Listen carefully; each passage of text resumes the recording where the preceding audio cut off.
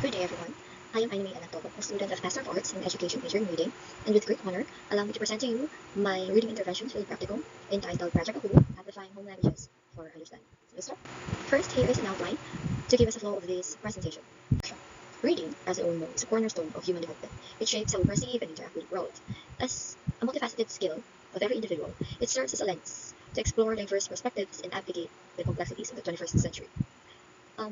But mastery of reading requires a strong foundation on 5 major components of reading, which is the phonemic awareness, phonics, vocabulary, fluency, and comprehension. Yet, many learners face significant challenges in achieving these competencies. In the Philippines, this struggle, this concern, is evident.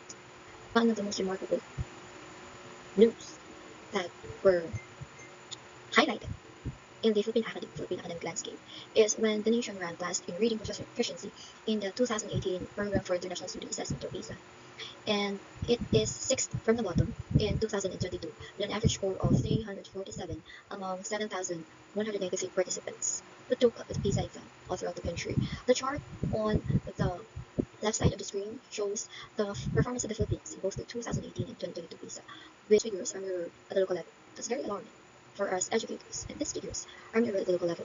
In the city's largest school, one is out of the 1,850 7th grade learners who are enrolled for the school year 2024-2025, based on the field year assessment were conducted by teacher advisors in every class.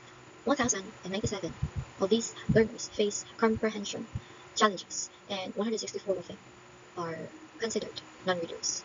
So, to address these challenges, the Department of Education introduced the meta curriculum. The meta curriculum emphasizes multilingualism and translanguaging to enhance the literacy foundations of our learners. Stated rather on the pedagogy and assessment section on the shaping paper, the meta curriculum, languaging is summarized as it enables learners to use their full linguistic repertoire, particularly their first language, to build reading skills and bridge comprehension gaps. Contrary to code switching, translanguaging is different, and it is highlighted in the meta curriculum shaping paper. Now, in this context, Amplifying Home-Languages for Understanding, or Project AHU, was developed as targeted intervention to address the reading difficulties, reading challenges of these specific learners. Leveraging learners' home languages, the program aims to support struggling readers, strengthen their foundation on literacy, and guide them toward proficiency. So that is what Amplifying Home-Languages for Understanding, or Project AHU, is all about. Now, here is the full view of the reading intervention plan. It is divided into 3 phases. First is the pre-implementation phase, wherein this entire RIFP is being designed and developed. Phase 2 refers to the implementation plan, implementation proper of the intervention plan. Then C. Phase 2 is divided into 6 weeks, the duration of this RIFP, with these following components. First is objectives, next participants of this RIFP, and activities. The detailed activities that the learners experience all throughout this RIFP, the time allotment, and the assessment, a brief discussion of the assessment. Now let's proceed to the objectives. This reading intervention plan has the following objectives. First is integrate translanguaging and targeted reading intervention plan. And lastly is to improve the foundational skills of learners in reading through translanguaging.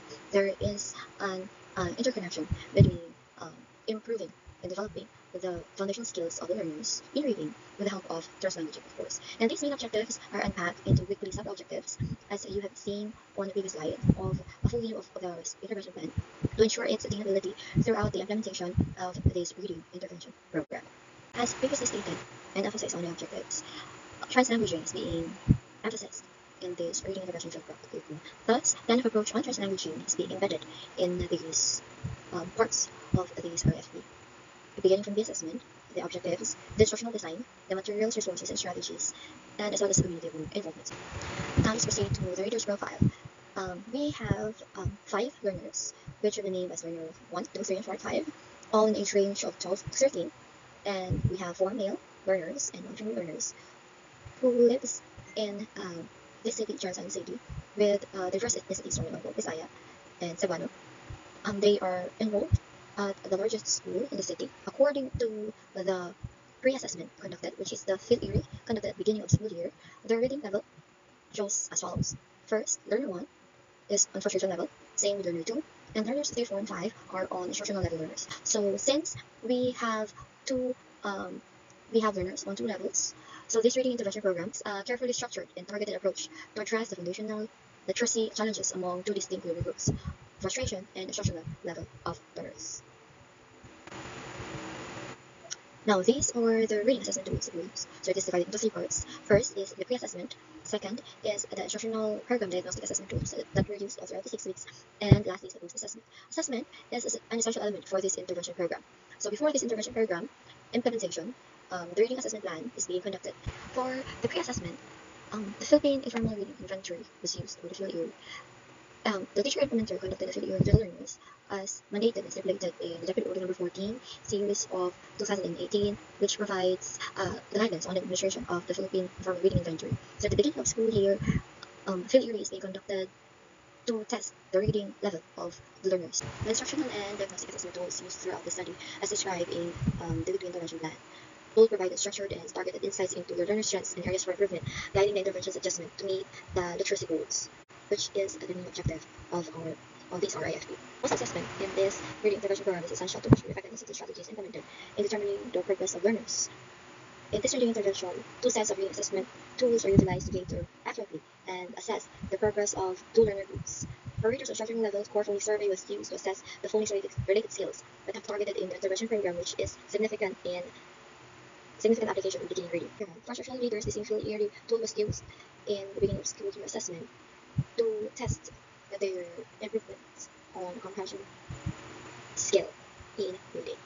To the intervention timeline of this reading intervention plan.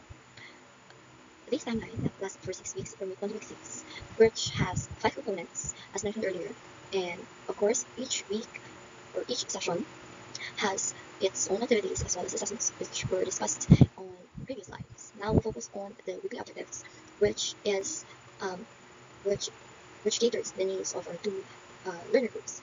For frustration learners, on week 1, they are tasked to produce letter sounds correctly and match letters and as well as sounds.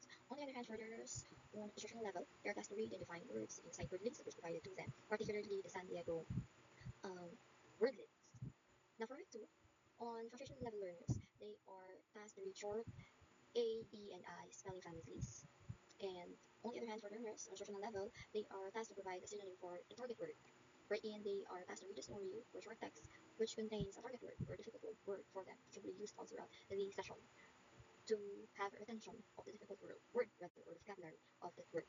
Now for week 2, for third week, learners on frustration level were tasked to read DH sentences, short O and use spelling families.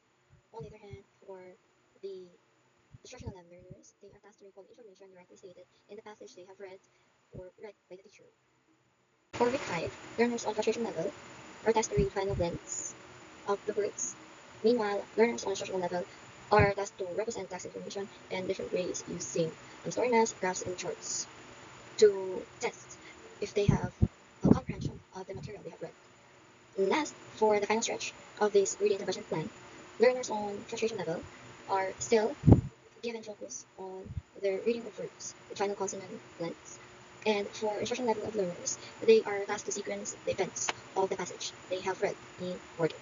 Moving on to the findings and discussions of this reading intervention plan. This will show us the pre-assessment and post-assessment results of our learners before and after the conduct of this reading intervention plan. So on screen, you can see two tables. On the left side, or is the specific result of our learners on the pre-assessment, while on the other side, as you can see, it shows us the indicators, the types of miscues that were being stipulated on the video material itself that was used in the oral reading assessment of our learners. So our figure right here shows four components: the list of our learners, the reading rate, or the words per minute is calculated, words per minute, the miscues, the comprehension level of our learners, which is based on their score on the comprehension questions that they answered as a reading material, and the word reading level. For learner 1, for learner 1, he could only read 3 words per minute, and the miscues transcends from pronunciation up to the reversal. And the raw score of the learner is 3 per 8, which means that the learner got only 3 correct answers out of 8 questions. And based on the consolidated report of the field area, the learner is categorized and frustration level of learner. And for learner 2, based on the field area assessment, using the English or reading material, our learner can continuously read a phrase or sentence. It manifests that she could hardly decode English words nor read them. Now, the skills transcends from language pronunciation to result, she could not read in the comprehension level. She only got 2 out of 8. And word reading level shows that she's on appreciation level. Further, 3. We have no results across all components because that learner is absent during the conduct of the field reading assessment. Thus, he is included in this reading intervention plan. Learner 4, on the other hand, could read 6 words per minute. It means that he could read material, but it only has several skills, particularly mispronunciation of words, omission of words, and insertion of the words while reading the passage. The Roswell learner got 3 out of 8 questions, and the word reading level of the learner is also good frustration. Now, for last, learner is learner 5. He could read 10 words per minute, reading rate of a learner, and then skills is transcends from mispronunciation, omission, substitution, down to insertion of words, and he got 4 correct answers out of 8 comprehension questions. Thus, his word reading level is on instructional level. Now moving on to the post-assessment results of our learners. So since we have 2 distinct learner groups, the post-assessment that is used for frustration level learners, for non-readers, is a core phonemic survey, since it is the accurate assessment tool to be used to properly assess their improvement or development on the foundational skills of phonics, as well as the phonemic awareness of our learners. So we only have 2 learners in frustration level, thus there are only 2 results, as you can see. For core phonics survey has 5 components, which includes letter naming, consonant sounds, vowel sounds, short CVC words, and consonant lengths. So for letter naming, for letter names, he got a high score of 22 and 24 out of 26 letters, which means he was able to identify 22 out of 26 letters and 24 out of 26 letters of the alphabet. Consonant words, he got the score of 18 or 21, which is considered as a good improvement or development for his part. The vowel sounds he was able to identify 5 out of 5. For short CVC words, he was able to read or decode 11 out of the 15 words. And for consonant lengths, our learner was able to read or decode only 5 words with consonant lengths out of 15 words. This also showed that our learner has some improvement in reading or in decoding the words on this level, despite its despite the efforts of the teacher advisor as well as the teacher implementer. The learner too wasn't able to take the post-assessment because of her frequent absenteeism in the last few sessions. And on to the post-assessment for our instructional level of learners. The same format of data was used for the pre-assessment, but the difference on data shows that there is a significant improvement as to our learners from compared to the pre-assessment. For learner 3, it showed that he was able to read 19 words per minute, which is a good reading rate for his level, and his skills ranges from his pronunciation down to insertion of words, and his comprehension level score is 4 correct answers out of 8 questions, and the word reading level is still instructional level. But sadly, for learning 4, he is absent during the conduct of the figuring post assessment, so we were not able to assess his development or improvement all throughout the course of this RFP. On the other hand, for learner number 5, he was able to have a reading rate of 63 words per minute, and the skills ranges from his pronunciation down to insertion. And his comprehension level score is 4 correct answers out of 8 questions, and his word reading level is still instructional. This shows that despite the frequent absenteeism or challenges that were faced all throughout the reading intervention plan, there is still what we call improvement for our learners. So on to the strategies of this reading intervention plan. Alongside materials used such as alphaphonics, the explaining reading material book, which suggested activities for our instructional level of learners. One effective strategy that is deemed significant in Project of Grade School 2008, which combines letter magnets and whiteboards to teach reading in fun and interactive way. The term magnet refers to the magnets used in this activity. This method stands out because many learners miss the chance to learn letters and reading and general way while growing up. This is one of the stories shared by our learners.